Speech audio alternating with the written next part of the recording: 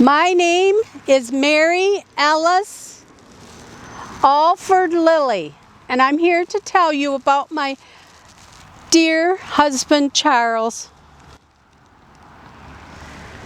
Charles Porter Lillie was born December 28, 1856, to Timothy Baxter Lillie and his third wife, Christina Himmelberger. Now, my father-in-law, Timothy, he was one of the first people that had landed in Wright Township by Titusville.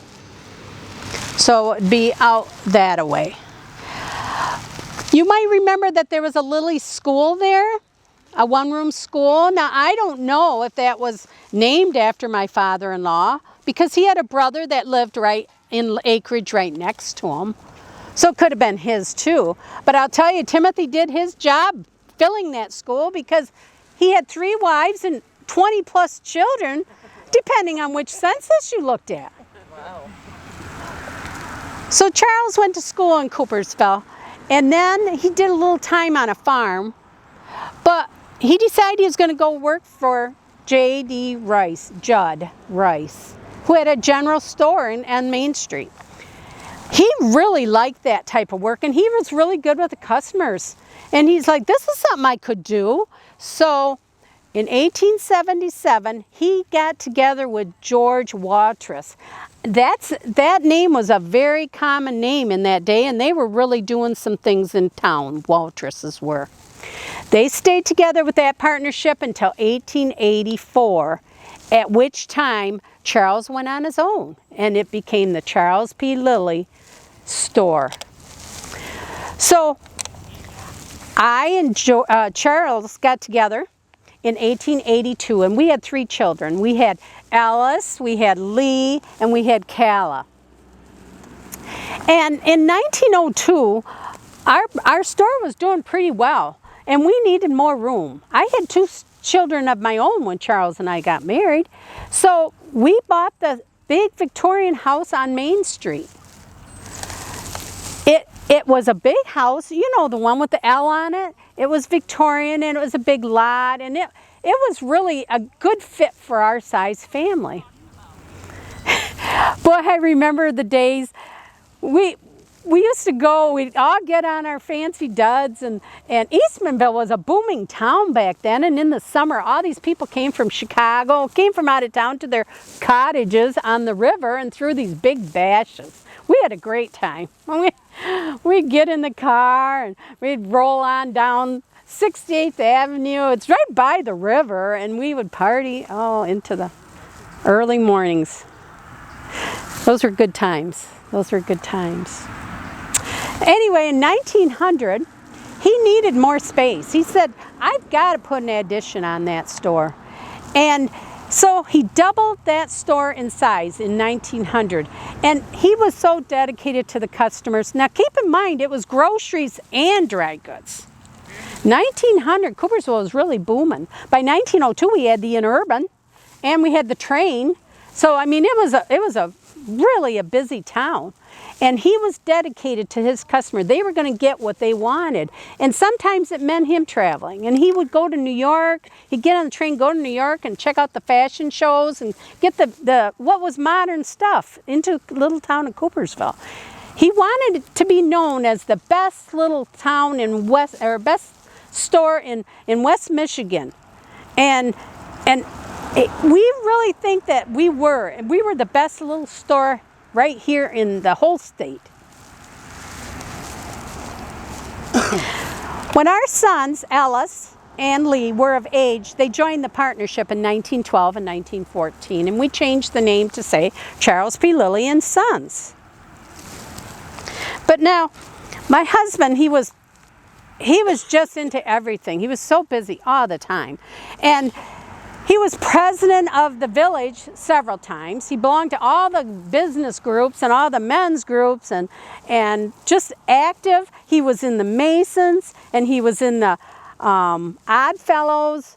He just was busy all the time. I said, you know, Charles, you've got to start slowing down. So what's he do? He becomes the president of the state bank right there in his 70s. I'm like, what? you have got to just sit back and take a breath. But he didn't listen. And one time somebody said to me, well, Charles, he's got so much vim and vinegar. She said, he has more energy and more enthusiasm for this town than any other man here. And they were right. He really did. I mean, he was all about the town, the small town feel, and his customers. He was a good man. But he was only 73. And I really do miss him.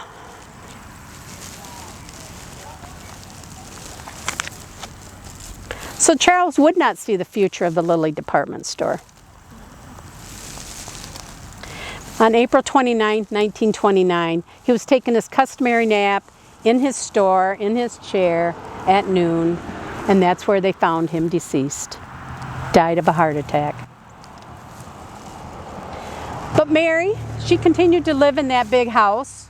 She had Lee next door. He built a house just to the east on their property and raised his family there, so she had grandkids nearby. Her older son, Ellis, was widowed, and he and his daughter, Jerry Jean, just lived down the street. And Calla married a Goodrich, and she was in town as well. So she lived until 1936, and in 1937, the family sold the house. So what happened to the legacy of the Lillie department store? So the two sons continued. Lee basically took over the grocery area. That's what his interest was. And Ellis stayed with the dry goods. So in 1945, they both were busting at the seams. They needed more space. So Lee said, I'm buying the store next, or what used to be the E.N. Parker hardware store. It's 3 stories, and it was right across the street. So it was on the south side of the road. Remodeled and moved all the groceries in there, which freed up Ellis, of course, to double the size of his store. And they had a big grand opening of the 2 stores and advertised together for the 65 years. That remained for 7 years.